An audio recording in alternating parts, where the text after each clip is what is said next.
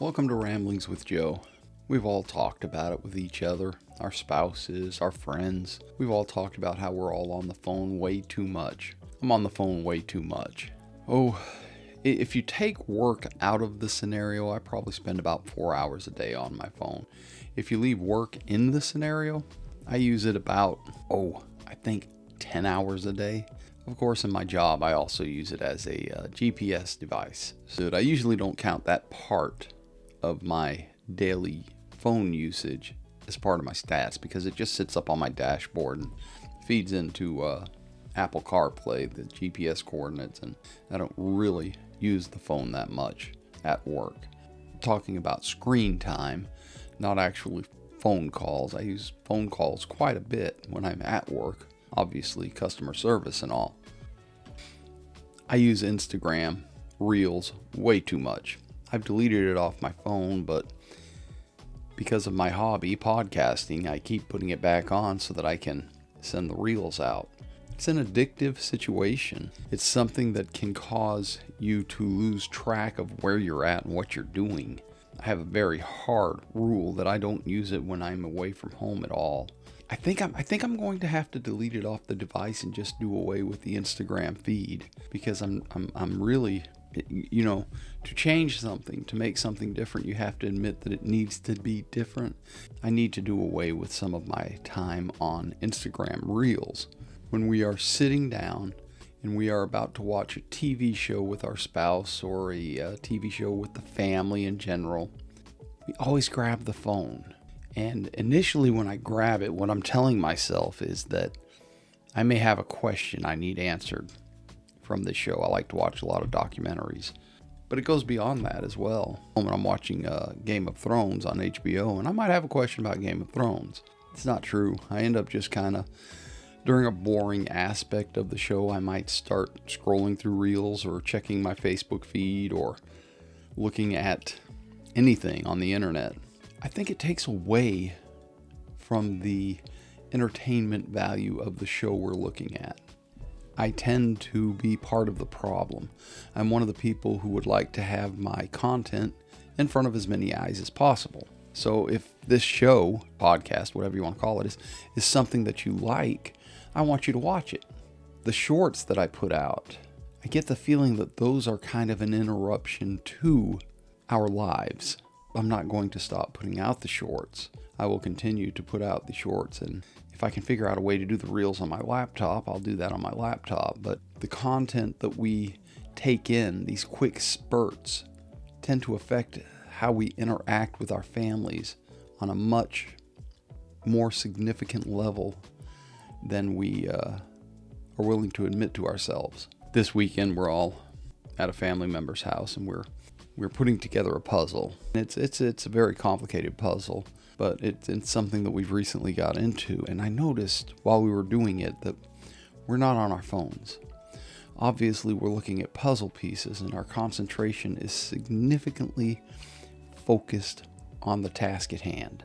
And that's the way TV used to be. I can remember that we used to sit and watch television exactly like we look at the phones now. Our concentration was laser focused. As a matter of fact, back in the day, we didn't have a pause button. So if you needed to use the bathroom, or if you wanted, a snack, or if the doorbell rang, you were going to miss that part of the show. The people who stayed and watched the show when the people who left to get the snack, answer the door, etc., they would say, "What did I miss?" And it was understood that the people who were watching the show, it was their responsibility to inform the person who was absent during that part of the show, to inform them what they had missed and sort of catch up. Well, that's gone. That particular aspect of watching a show on TV, now streaming, is gone, because now when you get up to get popcorn or answer the door or take a cell call, you say pause it, and it's paused, and you don't miss anything. So there's actually less interaction during TV watching now than there was when we had no cell phone or no streaming service.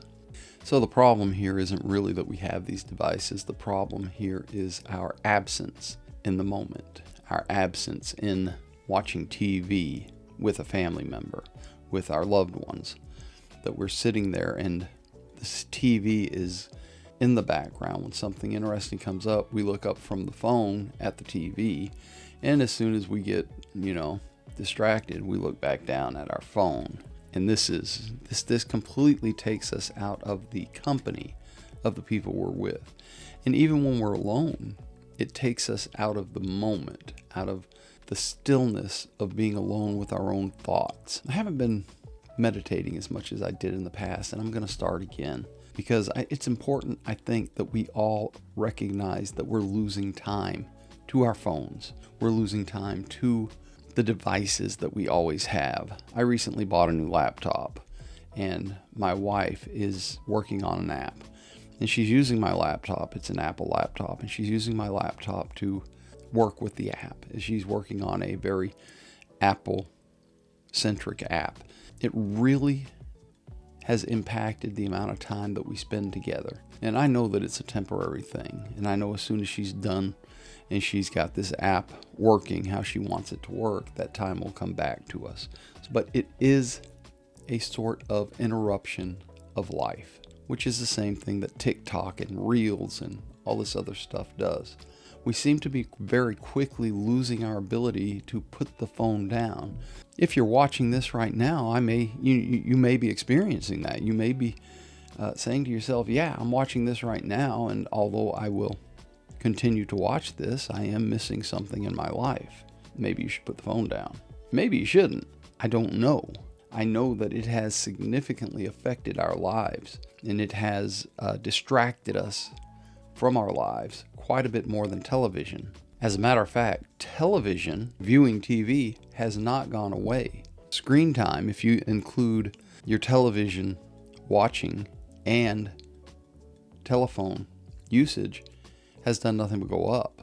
Television watching has not gone down at all, just added to screen time by the telephone or laptop or whatever device you use, iPad or tablet. So we're not actually replacing TV. We are adding to it with our screen time.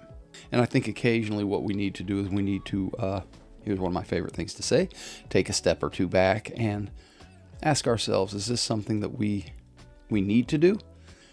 Doing because we have a mild addiction or serious addiction to our telephones. So maybe today, think about it for a moment and ask yourself, is your telephone screen time usage enhancing your life or taking over your life? That's what I'm going to contemplate today. And I already know my answer. My answer is it's not really enhancing. Mostly it's trying to take over my life. So I will be trying to put down my telephone a little bit more. Maybe when I come in the evenings, what I'll do is I'll set it on a shelf and be done until it's time to go to bed. I use it as a alarm clock, as we all do. I'm going to give that a shot tonight when I get home and try and be more focused on the now, more focused on time with my spouse, and more focused on stillness. I hope that you go out today and you have a wonderful day. It is the beginning of the week. I'm a bit more tired than I usually am at the beginning of the week. I didn't sleep well last night. I hope you got a good night's sleep and that you're not facing the same issues today that I am.